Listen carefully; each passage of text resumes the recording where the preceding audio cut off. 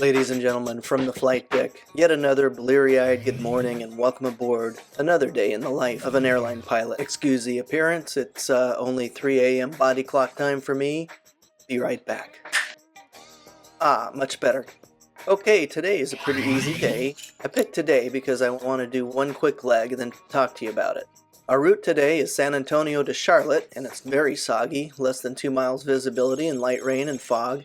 Temperature dew point's the same. Alaska bush flying weather. That's my kind of weather. With a 300-foot overcast, so they're definitely running ILSs today. All in all, looks like a fairly standard day to fly.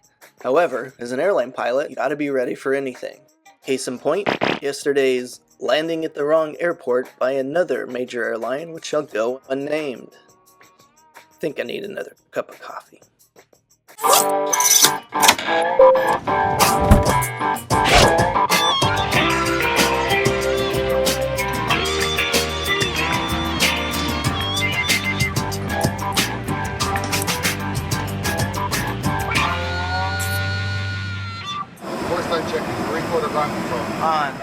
On board. Despite the brutally early showtime, we actually pushed a few minutes early for Charlotte. Scheduled flight time, 2 hours, 9 minutes. 422, cleared for takeoff.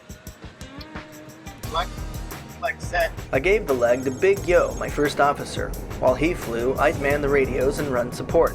As we sailed away from San Antonio, the sun finally began to wake up. With 2 hours to go, we had plenty of time to plan for the landing.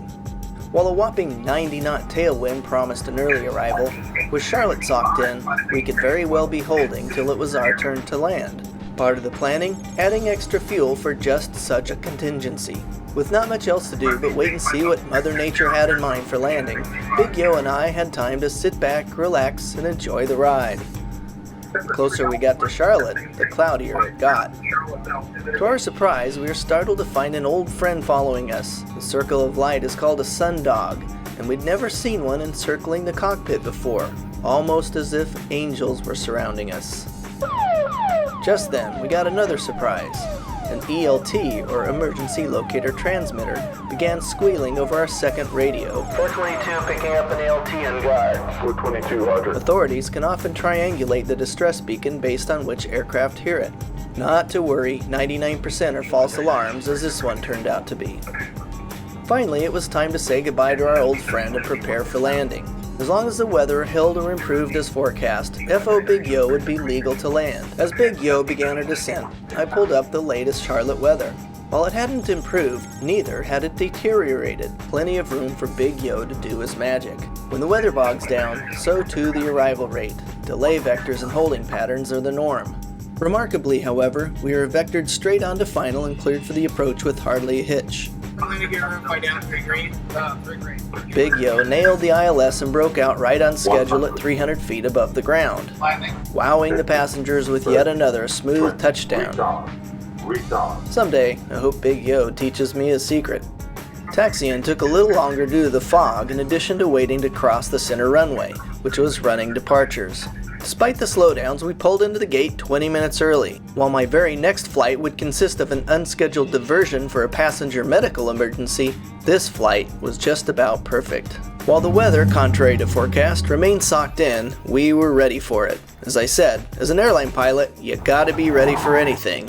And it still promised to turn into a beautiful day. This is Cap'n Aux, signing off.